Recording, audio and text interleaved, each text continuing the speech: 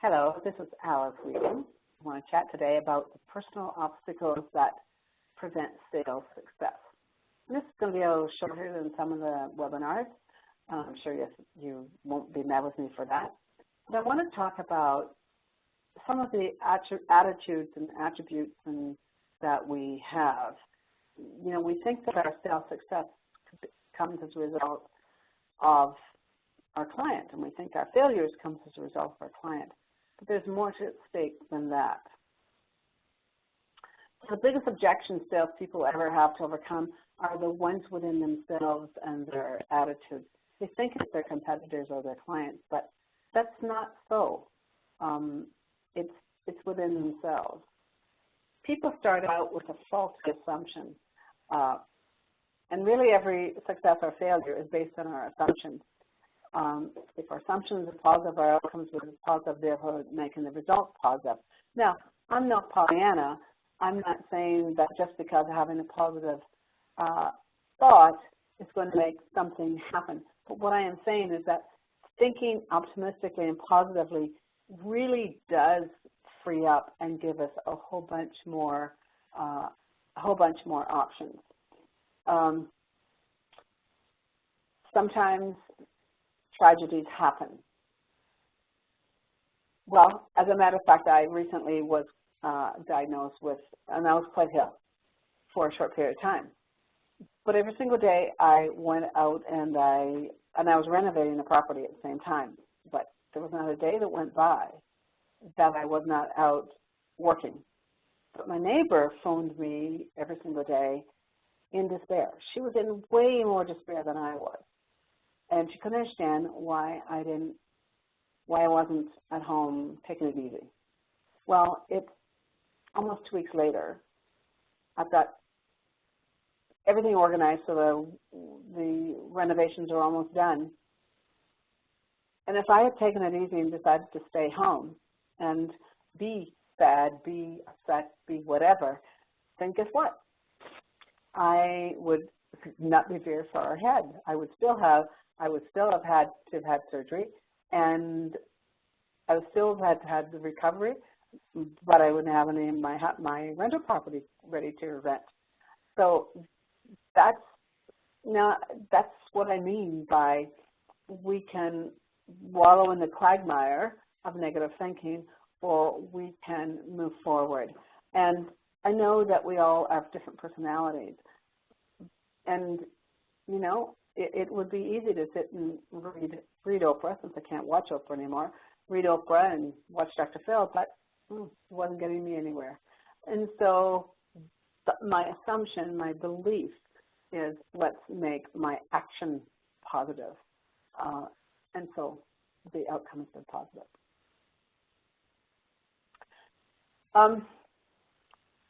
It's interesting, this morning I was talking to a friend and a professional associate about receiving positive feedback for the work that she does. And I encouraged her to let that go because, first of all, that means you're holding someone else hostage. That means you're expecting them to fulfill some need within us. And so it's the same thing when we're in sales. If we expect the people that we're contacting, our first line of connection, to be the one to carry your message all the way up the line, the chances are it's not going to happen. Recently, someone said that they had a proposal into a company, and they're a chemical company, and it was $1 million proposal, but they gave the $1 million proposal to the floor manager in the printing shop. And I said, well, I don't think that $1 million is going to come to fruition. I think that's a C prospect. Unless you can find a way to meet with the person who actually signs the contract. And the CEO of his company actually was on the line at the same time, and he said, no, even though we are a $80 million company, I would not give anyone the authority to make $1 million decision without discussing it with me.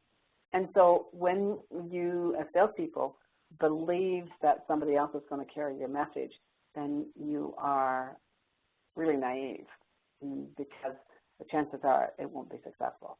And when you think about it, someone who works on the front line is not well equipped verbally and sophisticated wise enough in order to deal with the objections of the CEO, for instance.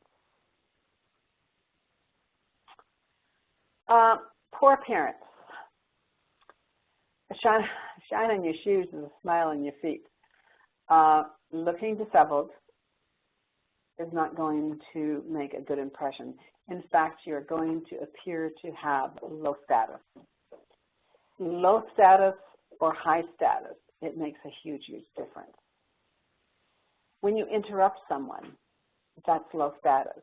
Poor appearance is low status.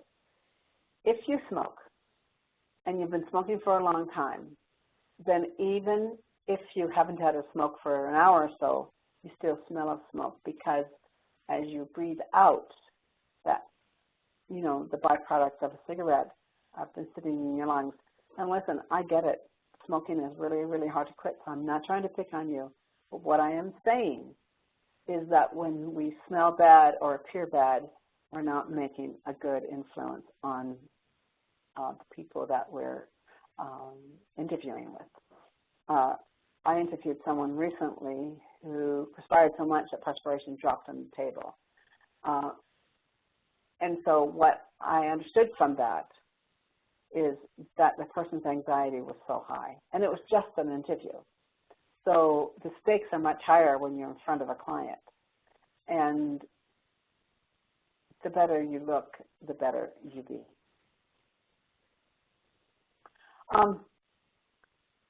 The language that we use, I mentioned high status, low status earlier. The language that you use is very important when you're with your client. And one of the best phrases to use is "tell me more," or "because." I'm able to have an hour-long conversation with a client where I never talk. I only ask questions. And when I ask questions, when you ask questions, you're getting to understand your client. And if you say to your client, "No, you don't understand," what happens is that you're being very dismissive to your client. In the moment, he or she may not show that, but I'm sure it registers. So our body language makes a difference. Now, it's true. Some clients will sit there with their arms folded. But just because a client does that does not mean that you do that. Although there are some schools of thought that says that we should match and mirror our client.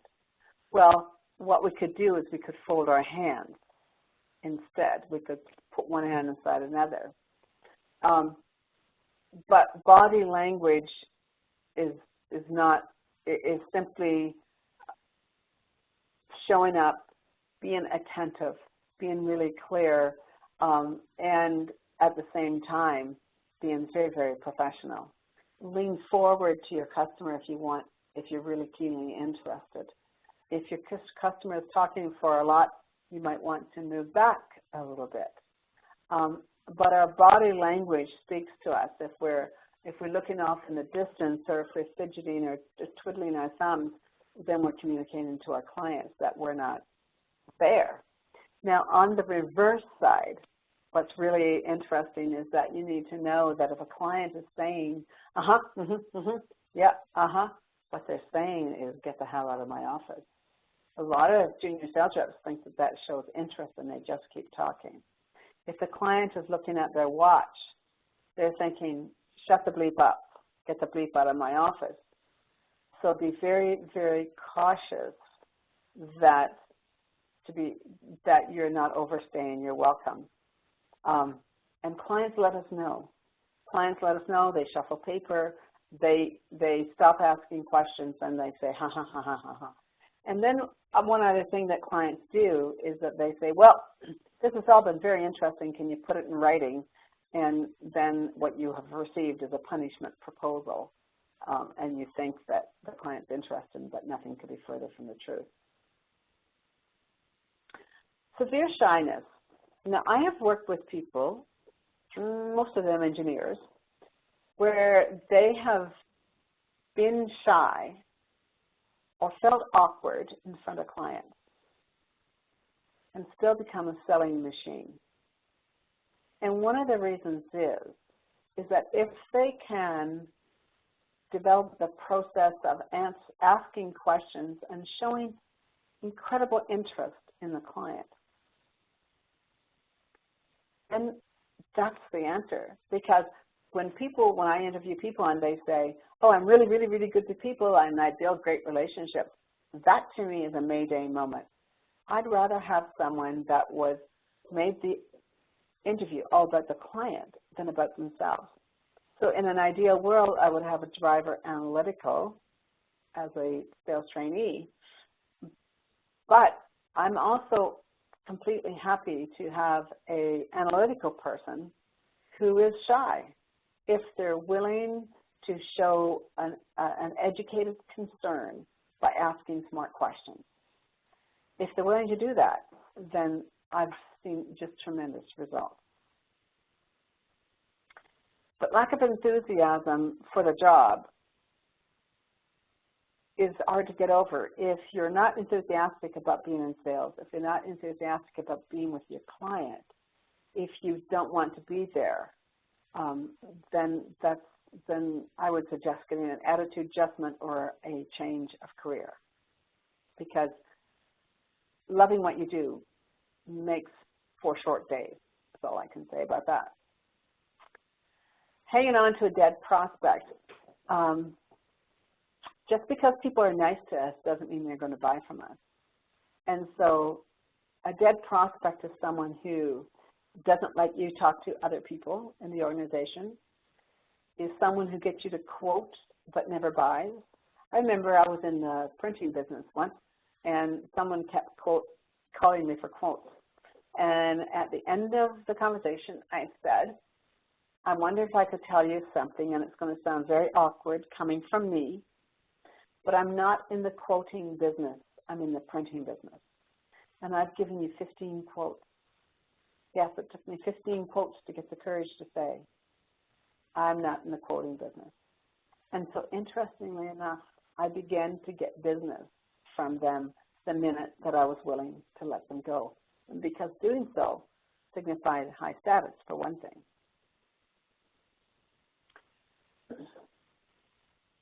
When I ask groups of people how many minutes out of 5 salesmen talk, what happens is they often say 6 out of 5. But the truth is that most salespeople talk 80% of the time, and their clients talk 20, and it should be the opposite. And here's how you quit talking. You quit talking by asking questions, but also you quit talking by saying, tell me more. Why do you ask? And because. When a client says, I have a problem, blah, blah, blah, blah, say, tell me more. When the client makes a statement, we dealt with you before and we were quite disappointed. Because? And if the client then doesn't tell you any more and give you any more information, you say, you know, I'm really interested in learning more. Please tell me more. You know what? You get results from that. Well, never criticize the competition. Here's what I like to say. Every time you mention your competition by name, you're actually advertising for them. Having said that, don't ever take them for granted because your competitors are out there and they're winning some business. The sales thought process, I call it the pipeline. When you take your client, you go from, you make a prospecting call, and then you have a meeting, and then you have maybe another meeting, qualify, and then you do a proposal, and so on. Managing that is managing what I call the pipeline. And so I like to say, slow down the process and speed up the sale. A lot of programs talk about asking the client, closing the client for it, and saying it's either yes or a no. Well, no, that's not true.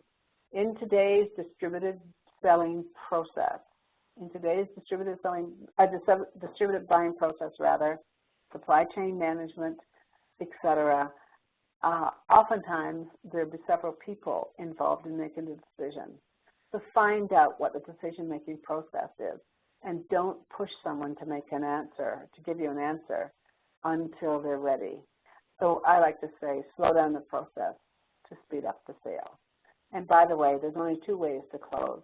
Just simply ask for the order, or really, really understand the problem, really understand the consequences of the problem, and then ask the client to brainstorm with you about some of the solutions and let the client pick the best solution. And so, as I said earlier, you can ask for the order and you can brainstorm for the order. And so one of the things you can do when you don't get the order is to perform an audit. Find out what were your personal obstacles between the client and your success. I like to say, you know, Mr. Client or Mr. Prospect, of all the proposals I do, I don't win all of them. I win 60% or 70%. But the other 40% agree to meet with me afterwards to understand what stopped me from winning that proposal. So would it be okay with you if I did that, taking price off the table? Could we sit and have a conversation about the other reasons why I might not have won the contract from you? When you say taking price off the table, then you'll get a real answer, because people say price even when it's a whole bunch of other things that were happening. So I want to thank you for being with me today. My wish is for you to have a wonderful, wonderful year of selling. Bye for now.